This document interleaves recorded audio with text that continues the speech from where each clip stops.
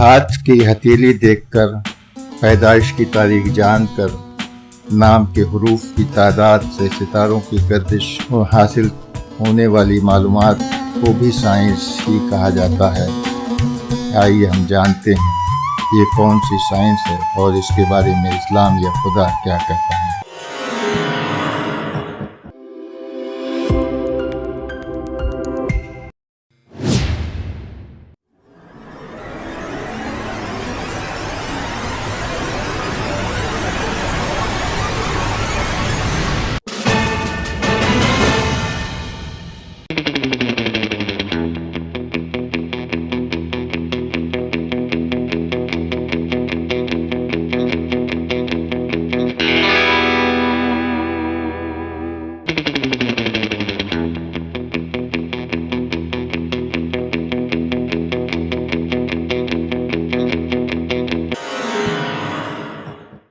इल्म नुजूमी, सितारों का इल्म जिसका आजकल चारों तरफ चलन बढ़ता जा रहा है।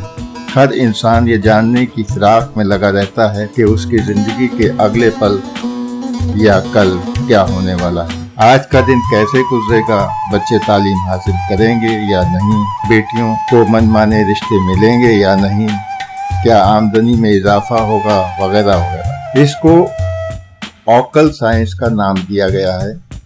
यह भी एक साइंस ही है जिस तरह फिजिक्स, केमिस्ट्री, ज्योग्राफी वगैरह वगैरह साइंसें होती हैं। इनमें फार्मूले बनाए जाते हैं, रिसर्च की जाती है, हवासे खमसा के जरिए इल्म हासिल किया जाता है और एक्सपेरिमेंट के जरिए किसी नतीजे तक पहुंचा भी जाता है।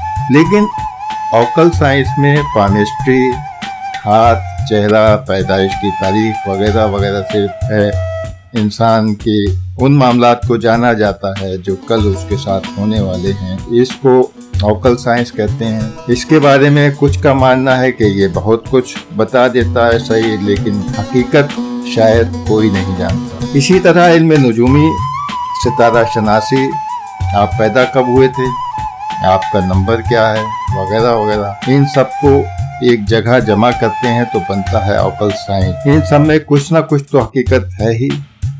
इस कायनात की जो तख्लीक की है अल्लाह ने, ये बड़ी मजबूत है। जैसे उंगलियों के निशान एक जैसा नहीं होते, कभी कभी बदल जाते हैं, मगर इन चीज़ों की तरफ तवज्जो करने के लिए हमारे रसूल हज़रत मोहम्मद सल्लल्लाहु अलैहि वसल्लम ने रोका है। हमारे आपके लिए अमली एतबार से अहम हुजूर का फरमान है। जैसे एक मिसाल देख सकते हैं, शहर जादू है, लेकिन जादू करना या कराना जायज नहीं है। एक चीज का होना अलग शय है और जायज होना अलग शय है। जैसे शराब है तो सुरूर है, जुआ है तो नफा है, ब्याज है तो नफा है, लेकिन ये सब हराम भी है।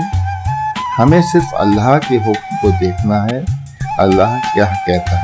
इसी तरह इल्म नुजूमी में भी कुछ हकीकतें हैं लेकिन हराम है। इन सब के बारे में हुजूर सल्लल्लाहु अलैहि वसल्लम ने फरमाया, जिसने नुजूमी की कही गई बात को माना, हक समझा, उसने उस शय की नफी की जो मैं लेकर आया हूँ कुरान की हिदायत। तुम इन सब को अपना इमाम बनाओ, इसके पीछे चलो, इन्हीं को दिल में जगह दो, इन्हीं को दिमाग में बैठाओ, बाकी दीगर अशिया की तरफ तवज्जो न दो। क्या तुम नहीं जानते हजरत सुलेमान ने कि एक वजीर ने मलका सबा का तख्त कहां से कहां पहुंचा दिया, जबकि फितुमिन ने हजरत सुलेमान अलैहिस्सलाम से कहा था, मुझे आज का दरबार खत्म होने तक का वक्त दे दो, मैं तख्त को वापस ले आता हूँ।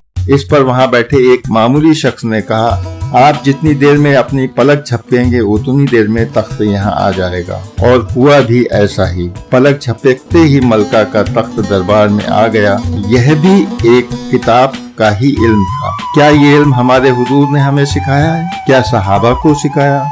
क्या अबू बकर को ये मौज़े सिखाए?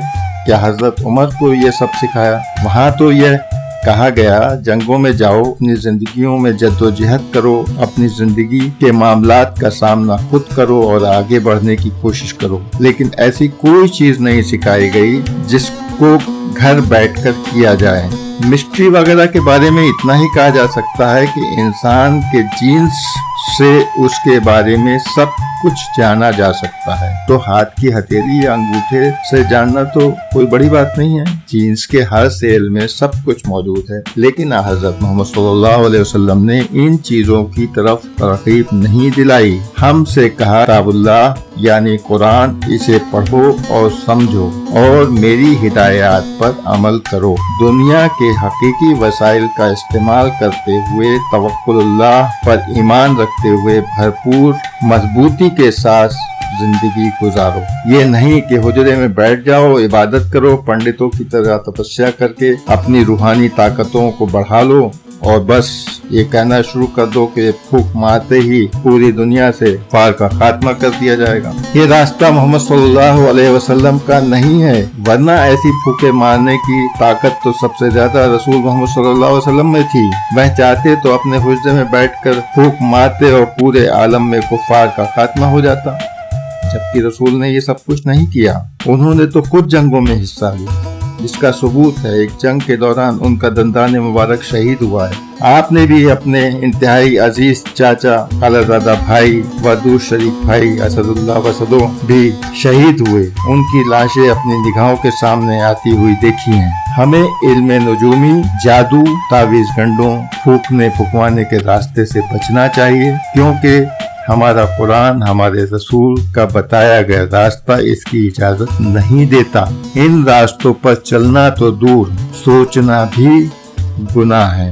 खुदा हमें और आपको सीधे और सही रास्ते पर और हकीकी रास्ते पर जो हमें कुरान और हमारे रसूल दिखाते हैं उस पर चलने की तौफीक अता फरमाए। आमीन। व आखिर दावाना अनिल हम्दुलिल्लाह।